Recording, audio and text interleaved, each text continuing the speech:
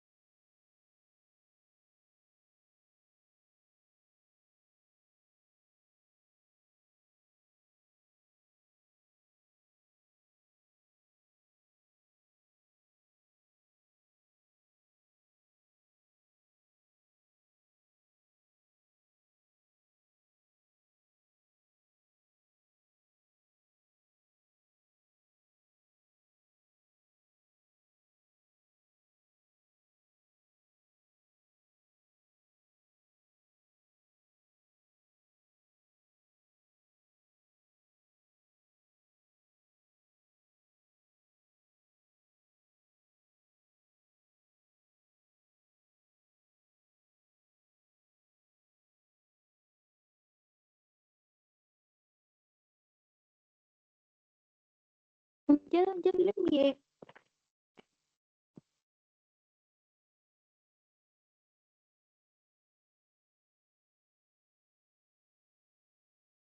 Ya, ok, ¿listo? Dame un minuto. Así se logra ver la pantalla, ¿no? Sí, sí, lo estoy viendo. Ok, ya. Entonces vamos a empezar. El tema de esta sesión es fisiología renal. Vamos a ver sobre... Ay, la pantalla. Sí logra ver, ¿no? Ok. Ya, en esta semana vamos a ver lo que vendrá a ser la estructura nefrona, descripción anátomo-funcional, el flujo sanguíneo renal y el aparato extracelular. O sea, vamos a ver las estructuras. Esta parte va a ser como un repaso anatómico, por así decirlo. Ya, ok. Esta sesión número 13. Okay. Acá vemos el índice, nefrona, la descripción anátomo-funcional, flujo sanguíneo, aparato extracelular y la bibliografía. ¿Ok? Ya. Entonces, de la nefrona y la descripción anátomo-funcional. Primero recordemos en general de dónde va a estar ubicado, porque la nefrona es parte de qué órgano, el riñón. El riñón es como tal un órgano que tiene un peso aproximado de 140 gramos, tiene una parte que es la corteza y la médula renal y cumple distintas funciones: excreción de productos metabólicos, regulación de la osmolaridad corporal, regulación del equilibrio ácido-base, e hidrolítico, electrolítico también. O sea, va a regular el pH y va a regular la concentración de los a nivel hidrolítico y electrolitos, ¿no? O sea, esto implica regulación de la concentración de agua y regulación de la contracción de los iones, ¿no? Sodio, potasio, etcétera. ¿no? De los más comunes. De ahí después hablamos de regulación de la presión arterial sistémica, que también es otra de sus funciones. Esto está relacionado al sistema renina-angiotensina-aldosterona. Y también tenemos lo otro que es excreción de hormonas eritropoyetina y calcitriol.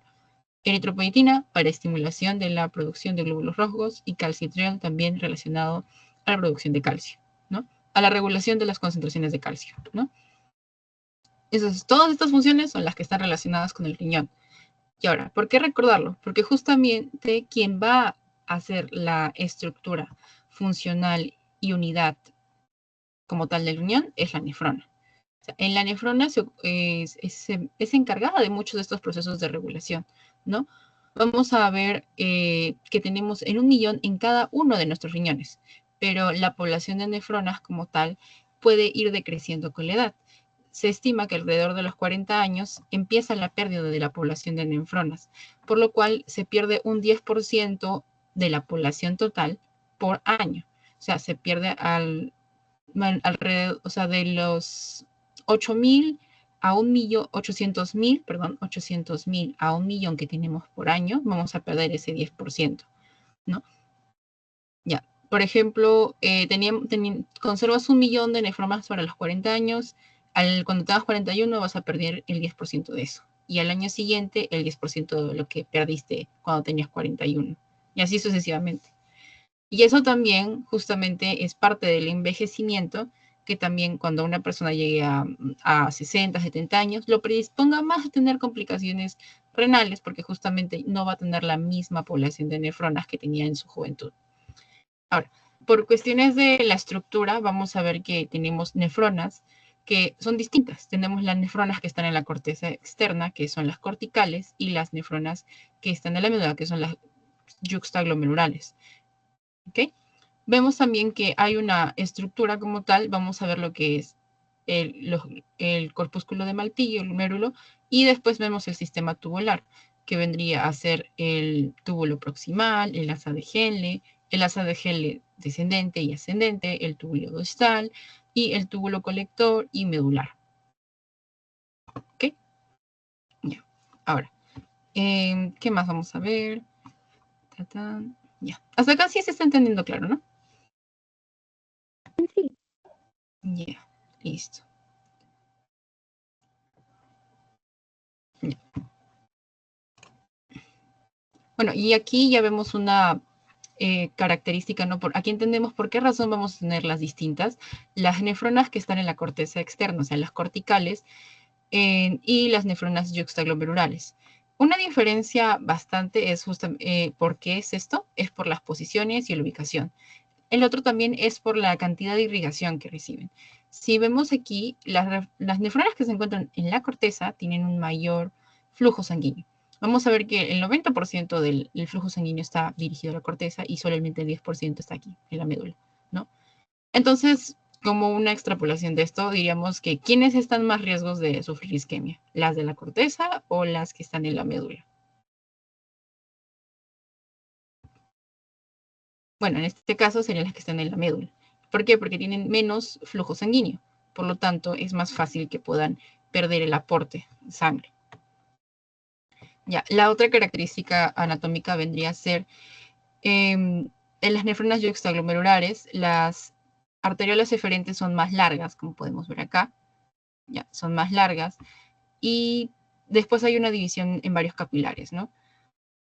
Después está la nefrona cortical como tal, el túbulo está rodeado de bastantes capilares. Sabemos aquí que los capilares como tal son pocos y acá son abundantes. Esa es también la otra diferencia, ¿no? ¿Qué más podríamos decir? Por parte del glomérulo. En el glomérulo, bueno, como tal, ya como estructura de la nefrona, es la parte que se encarga del filtrado de la sangre. En esto tiene una amplia red de capilares. Lo que vemos aquí primero, a ver si se puede ver bien acá. No, acá, entonces en este caso. Lo que vemos acá, por ejemplo, este es el glomérulo, ¿no? Vemos acá una red de capilares, ¿no? Vamos a ver el túbulo aferente y eferente. La arteriola aferente y eferente. La aferente es la que viene desde nuestra circulación, ¿no? Y después la eferente ya es la que continuaría en el proceso. la que sale. La que termina de filtrarse, ¿no? Y después pasa a capilar y veinula vena. Okay. La arterial, ¿y esta de aquí qué es? La aferente que tiene la sangre que contiene todos los desechos. Y pasa después a ser filtrada aquí en el glomérulo, y de ahí lo que viene de la eferente vendría a ser el post-filtrado, ¿no? Y lo que viene ya después de la circulación y todo este recorrido para hacer el intercambio, ¿no? A llegar a la vénula y de la vénula a la vena. ¿Ok? ¿Qué más? Ya. Aquí continuamos. Ya. Vamos a ver después las funciones de cada uno de los túbulos. ¿Okay? Los túbulos como tal son 4. Túbulo contorneado proximal, asa de Henle, el túbulo distal y el túbulo colector. Ahora, ¿por qué razón proximal? Porque justamente se encuentra próximo al glomérulo. ¿Okay? Y distal porque se encuentra alejado, un poco alejado, ¿no? Del glomérulo. Ya. Y como comentando antes de verlo, ¿no? Vamos a ver aquí, en este pequeño espacio de acá, al aparato yuxtaglomerular, que también es muy importante para la regulación de la presión, de la concentración del filtrado, etc. ¿No? Entonces, ¿qué vemos acá primero? Después de ocurrir el filtrado inicial acá en el glomérulo, okay, todo va a pasar después al túbulo contorneado proximal. En el túbulo contorneado proximal, ¿qué ocurre?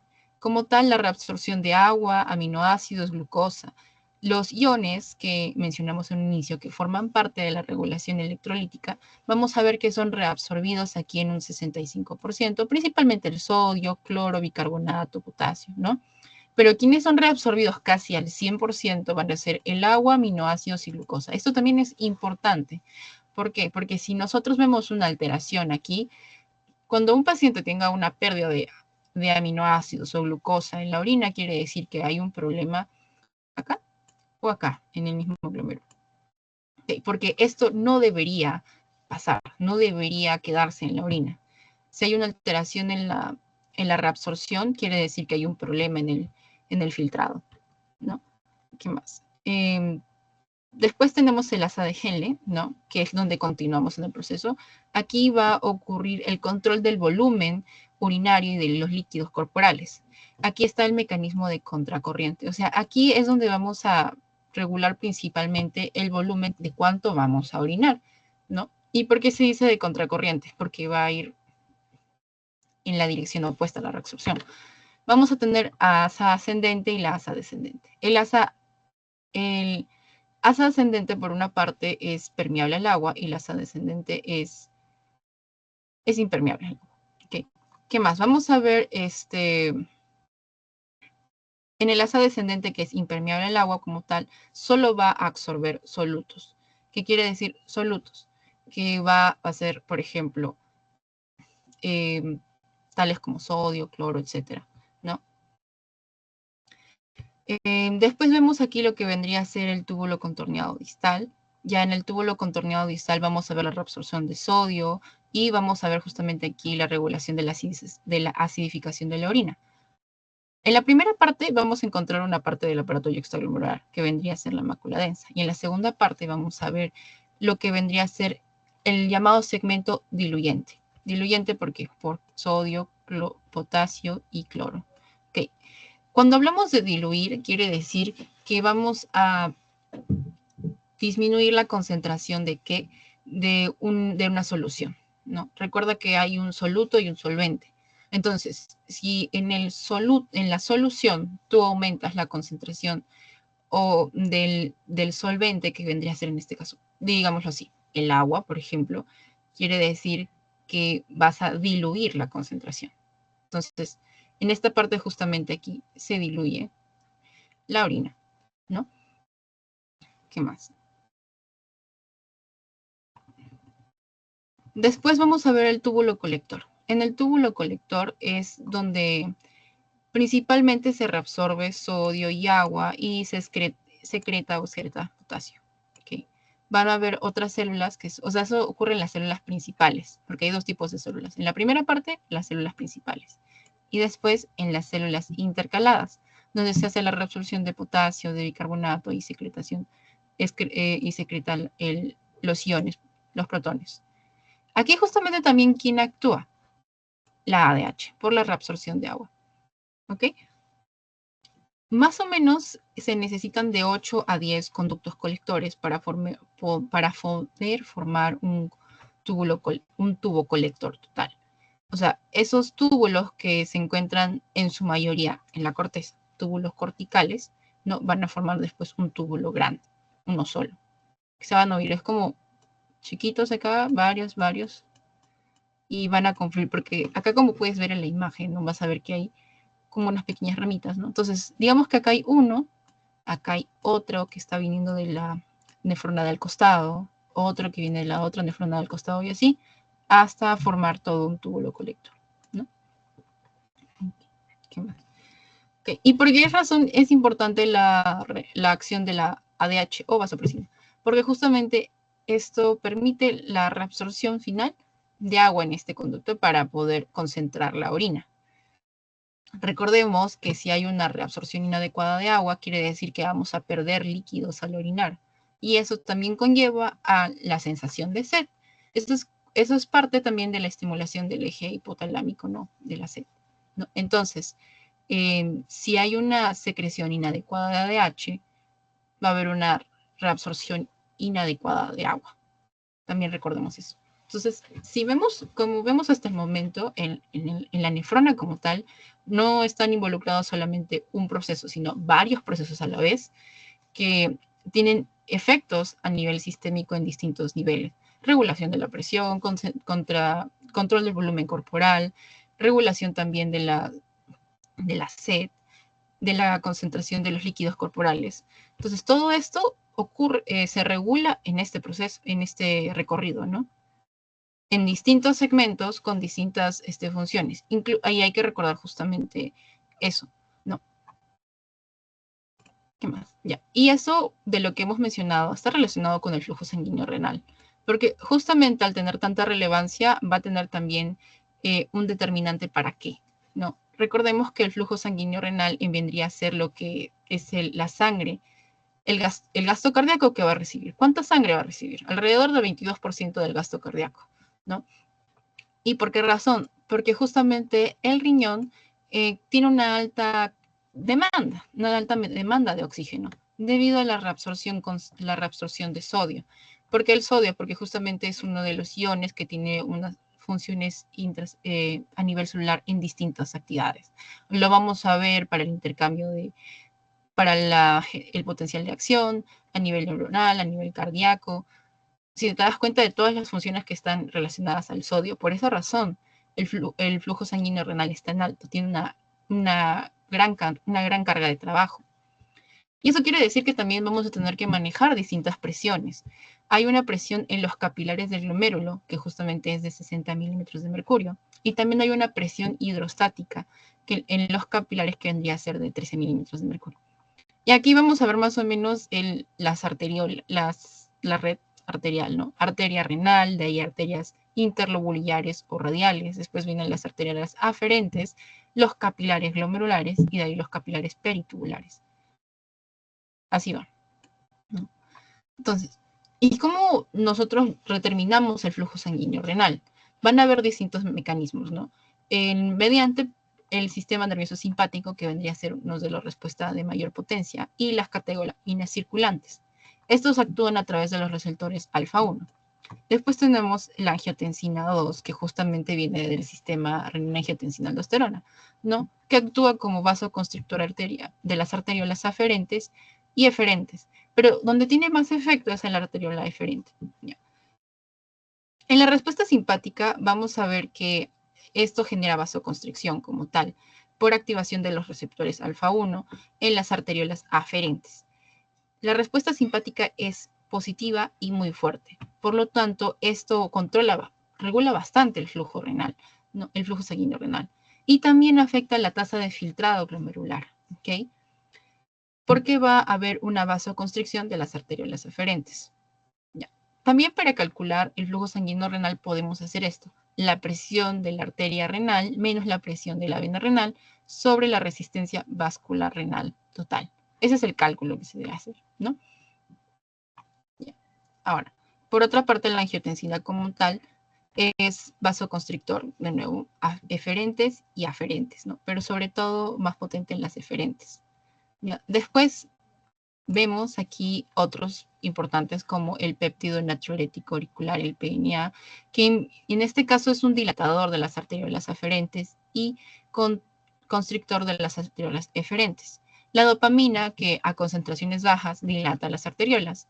Las prostaglandinas, por otra parte, la prostaglandina E2 y la prostaglandina I2, que son también producidas a nivel local dentro del riñón, generan vasodilatación de las arteriolas aferentes y eferentes.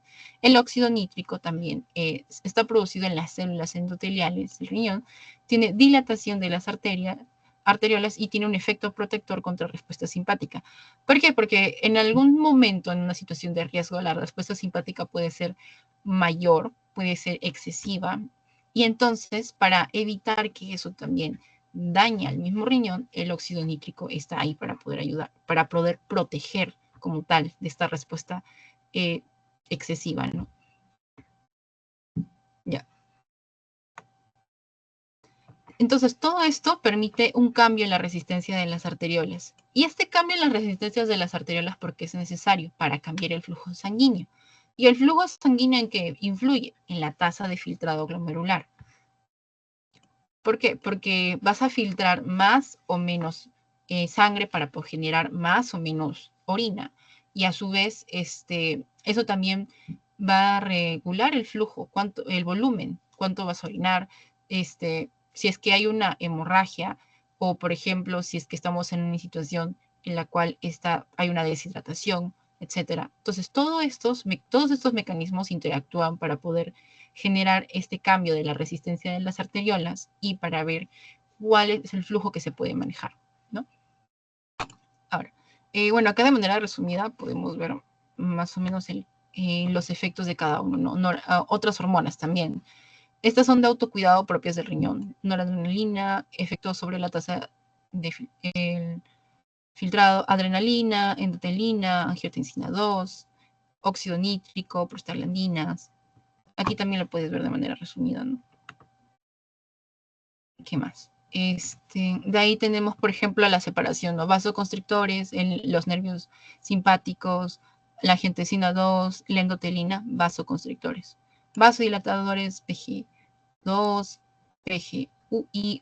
PGI2, etc. Óxido nítrico, etc. ¿Qué más? Luego también vemos acá una comparación, ¿no? Otros efectos que pueden alterar, ¿no? La tasa de filtrado glomerular, ¿no? O el envejecimiento, la dieta, la hiperglucemia, la obesidad, la ingesta. El flujo sanguíneo también se puede ver alterado por estos mecanismos, ¿no? Como ves, el flujo sanguíneo renal se puede elevar o disminuir dependiendo de estos factores también, ¿no? Fiebre, glucocorticoides, ingesta alta de cloruro de sodio, o sea, de sal, ¿no? De sal común, de ingesta de alimentos, puede aumentar el flujo sanguíneo renal, como disminuirlo, dependiendo de la ingesta, ¿no? En este caso, un elevado, alto, aumentarlo. ¿Ok? ¿Hasta acá sí se está entendiendo? Sí, solamente que estos cuadritos, no sé, tengo que aprenderme sí o sí las flechitas. ¿Lo retrocedo o esto no se entiende mucho? No, este cuadro, esta la que está ahorita. ¿Acá? No, el cuadro, la que estaba. Ay, este. Ya, O ¿qué sea, no es te como quedó claro? o sea, no sé si es que han cambiado de docente también en renal y nos dijeron que no había banco ni de porque es un doctor que me enseña como desde hace 20 años, creo. Y o sea, más o menos estas flechitas, eso es como que se utilizaría así como que vendrían preguntas en el examen de estos cuadros. Ya, bueno, recién me lo comentas, ¿no? No te preocupes, mira, lo que pasa es que este es, bueno, esto lo he sacado del Guyton y de otro libro, justamente aquí en la bibliografía, ¿dónde está? Que están ahí en la base de la bibliografía, ¿no? O sea, toda esta info es del Guyton o sino también del Constanzo. Entonces, los mecanismos como tal son estos, los que regulan el flujo. El sistema simpático, la angiotensina 2, el péptido natriurético, la dopamina, las prostaglandinas y el óxido nítrico, los principales, ¿no? Y como te mostré, bueno, esto está del Constanzo, ¿no? Los que son vasoconstrictores, los que van a constreñir los vasos, que van a reducir su diámetro, ¿no? Para aumentar la presión ahí, son el sistema simpático, la angiotensina 2 y la endotelina. Porque estos aumentan la presión arterial. Y eso también hace que generemos un aumento del flujo sanguíneo, ¿no? Y por otro lado, los vasodilatadores, que son la prostaglandina E2 y I2 y el óxido nítrico, estos van a disminuir el flujo sanguíneo, ¿no? Vasodilator. Van a dilatar los vasos sanguíneos, van a disminuir el flujo sanguíneo. ¿Ok? Ahora, ¿sí se entiende mejor? Sí, sí, está bien, gracias. Ok.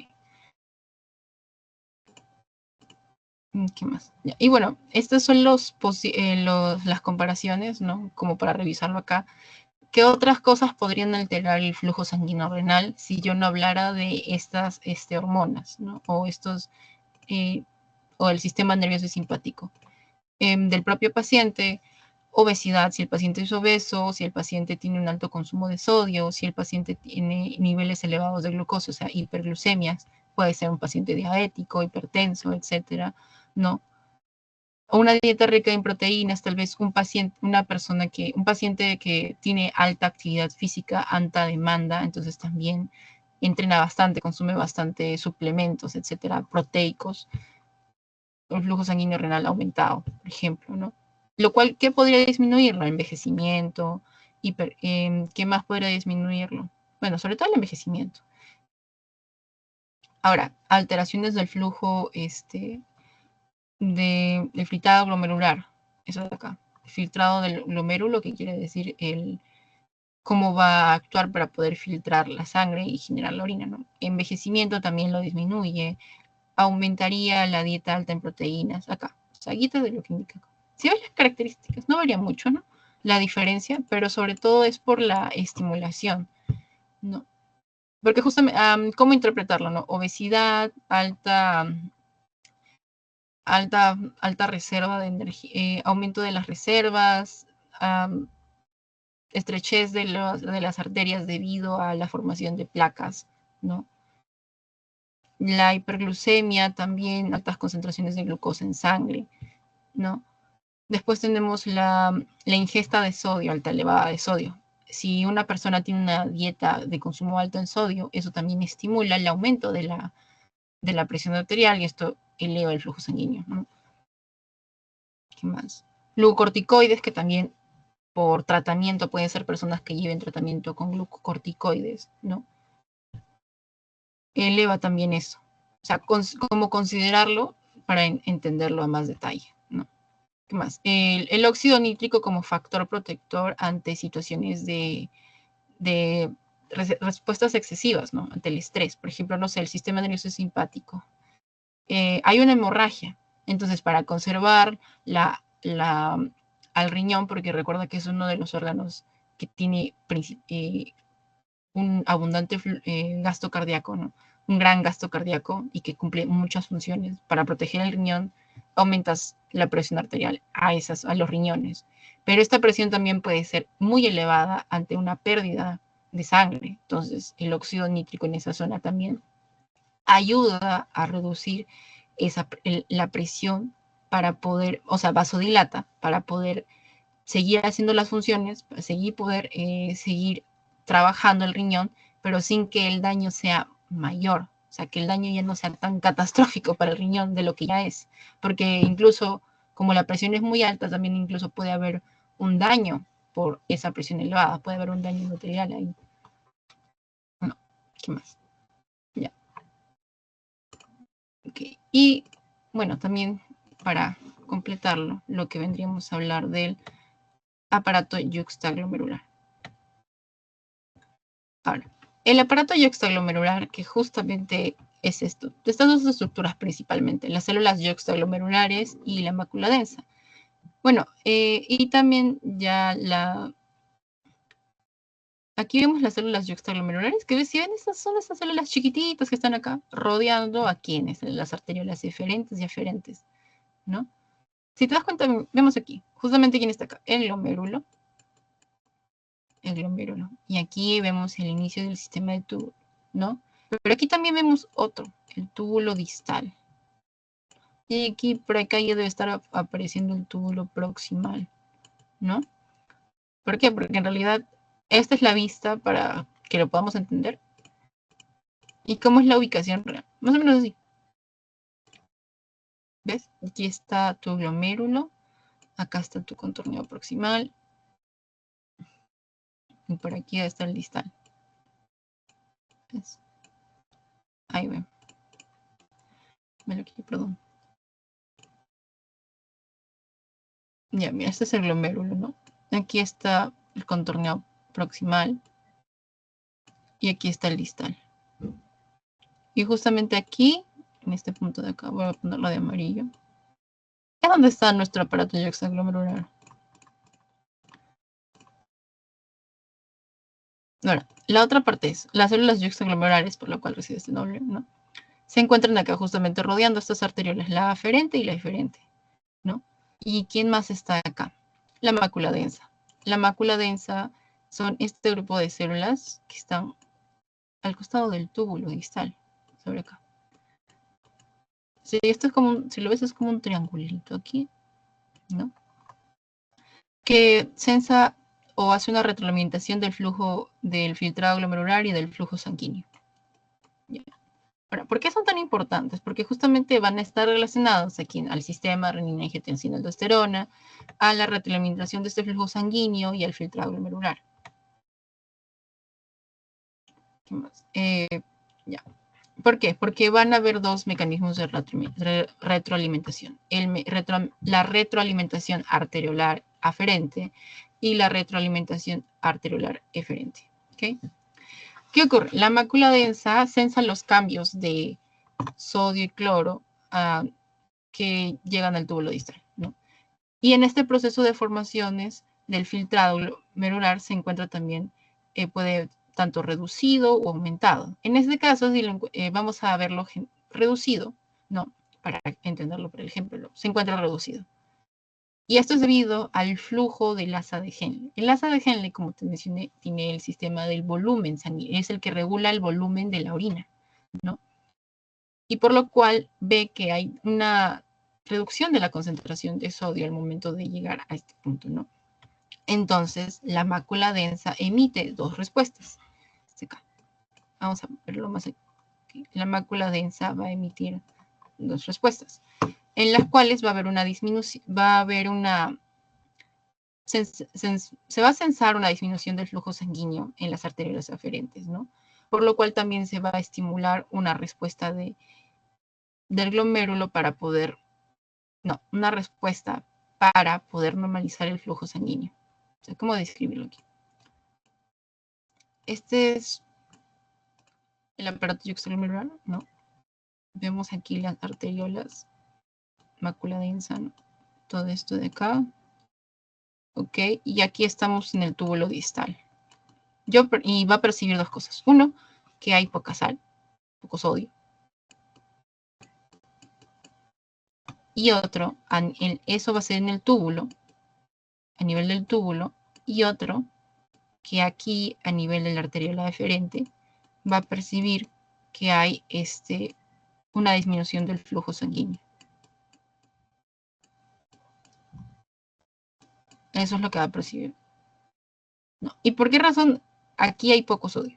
Por el sistema de contracorrientes del asa de Henle, ¿no? Porque recuerda que ahí es donde se regula el volumen de la orina, ¿no? Entonces, aquí va a percibir que hay este daño y otro que el flujo sanguíneo. El paciente tendrá de repente la presión baja, tiene una dieta pobre en sodio, etc. Entonces, ahí todo lo que está relacionado lo va a percibir. Entonces, ¿qué tiene que hacer? Va a tener que estimular esta respuesta. ¿Y cómo va a hacerlo? A través de la liberación de renina en las células yuxtaglomerulares, en tanto a través de la arteriola aferente como eferente. Entonces, la renina, ¿qué va a desencadenar? La acción del sistema angiotensina, renina, angiotensina, aldosterona. Una vez que se libera la renina, ¿no? Vamos a obtener primero la angiotensina tipo 2, ¿no? Que va a tener también efectos a nivel de los vasos sanguíneos, ¿no? Y por lo tanto, esta va a contraer las arteriolas aferentes, que esa es su función usual. Y esto que genera aumento de la presión arterial. Y esto que genera aumento del flujo sanguíneo. Entonces, con estimular la secreción de renina, vamos a resolver primero el flujo sanguíneo disminuido, ya no va a estar disminuido, sino va a estar aumentado, o más que todo, propiamente dicho, va a retornar a sus niveles normales, ¿no? El flujo sanguíneo retorna a su nivel normal, ¿no? Y esto que va a aumentar también la presión. Entonces va a aumentarse la presión y el flujo sanguíneo. Okay. Problema 2 resuelto. ¿No? Y ahora, ¿qué va a estimular también esto? Va a estimular también que vaya a haber una retención mayor de sodio, ¿no? Ya, por lo tanto, al aumentar la retención de sodio y aumentar también la retención y el aumento de la presión arterial, vamos a recuperar esos dos. Flujo sanguíneo recuperado. ¿Ok? ¿Sí se entendió?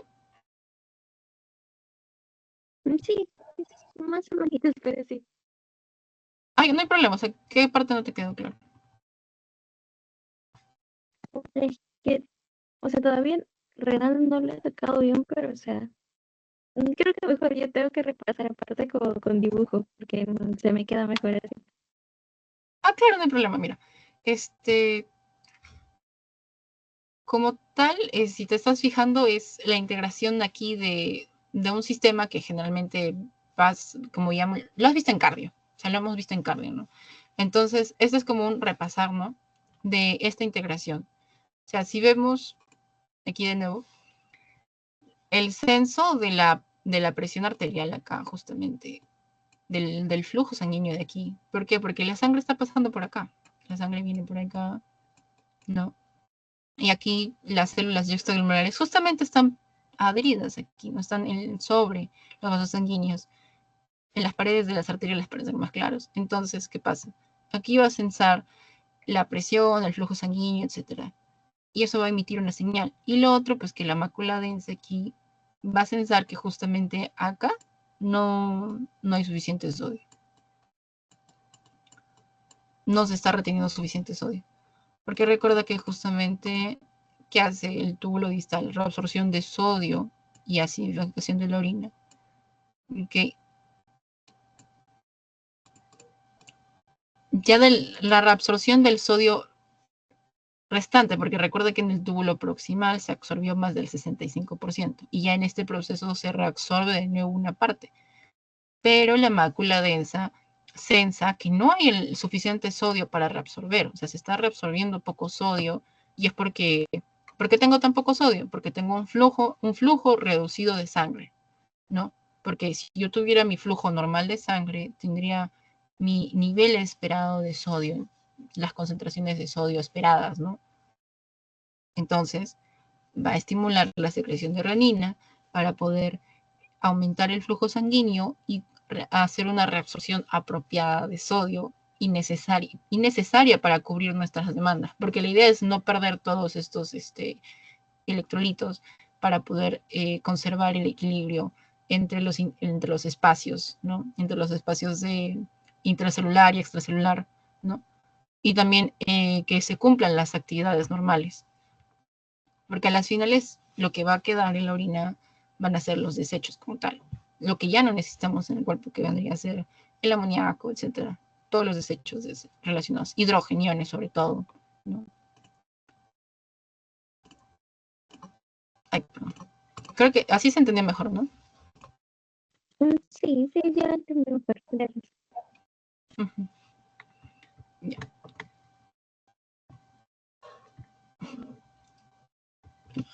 Y bueno, eso sería hasta ahí toda la sesión. ¿Alguna duda o pregunta aparte también?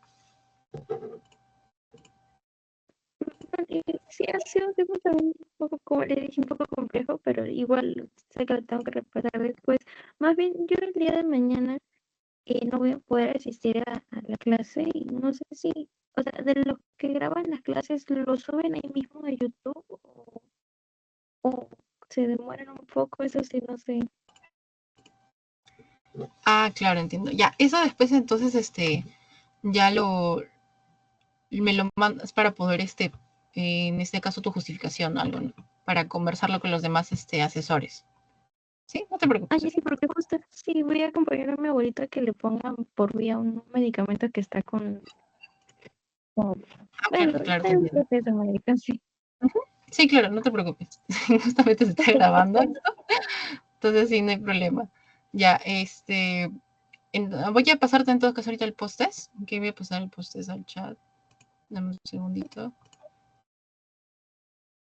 Ajá.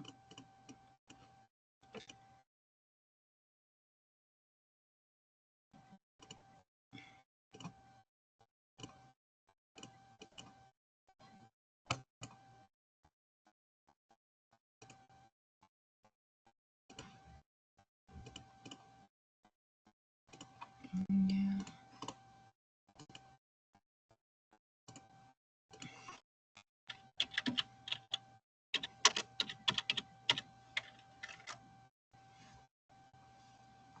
Ya, ¿se logra ver?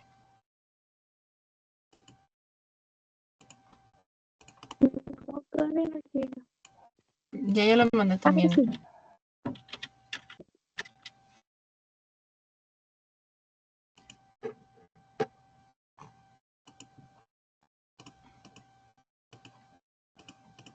Ok, listo. Ya.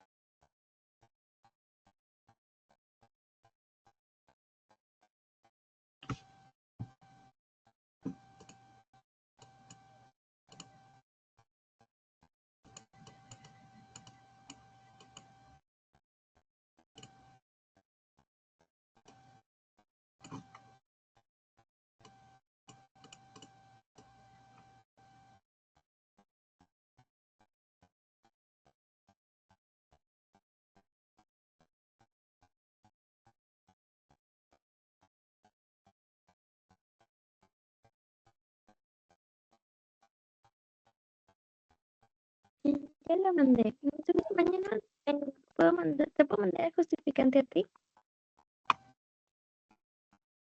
Ah, ya, sí, sí, no hay problema. Ya, listo. Entonces, a ver, un minutito.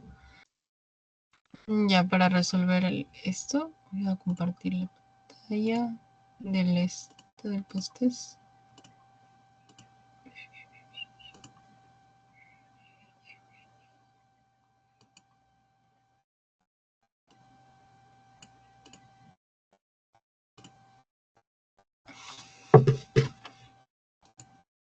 Ujú. Ya, que se logra ver, ¿no? Ya.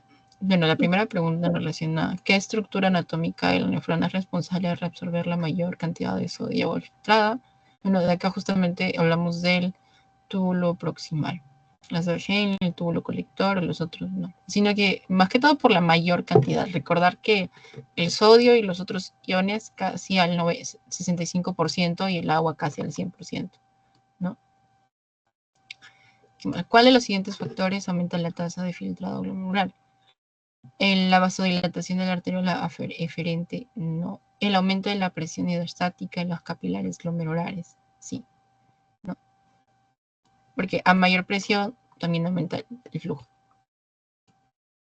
¿Qué más? En esta pregunta sí. Un paciente de 70 años presenta hiponatremia y niveles bajos de sodio en sangre, ¿no? Tras una evaluación se le diagnostica un síndrome de secreción inadecuada de ADH. ¿Cómo actúa la ADH en la nefrona para causar este cuadro clínico?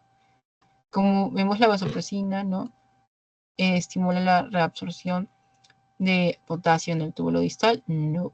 Promueve la reabsorción de agua en el túbulo colector, inhibe la reabsorción del sodio en el túbulo proximal o aumenta la secreción de bicarbonato en las ADG. No, la respuesta sería promueve la reabsorción de agua en el túbulo colector, ¿no? Y recordar que se tienen que formar de 8 a 10 túbulos colectores así para formar después un túbulo medular, ¿no? Para poder de ahí excretar la orina, ¿no? 8 a 10 túbulos corticales y forman después un túbulo medular, ¿ok? El principal ion reabsorbido en el túbulo proximal y que contribuye significativamente al equilibrio osmótico del filtrado vendría a ser el sodio, ¿no? Después ya, la última pregunta. ¿Cuál es la principal función de las ADG en la fisiología de la nefrona? Concentración del filtrado mediante el mecanismo de contracorriente. Esa es su principal función, sobre todo el mecanismo de contracorriente. ¿Okay? Ya, ¿todo claro con las preguntas? ¿Caro? Sí, sí, todo bien. Ok, ya, bueno, entonces esto sería todo por hoy. Más bien, muchas gracias por tu tiempo, también por la hora, ¿no? Que descanses. Buenas noches. Listo, muchas gracias, buenas noches.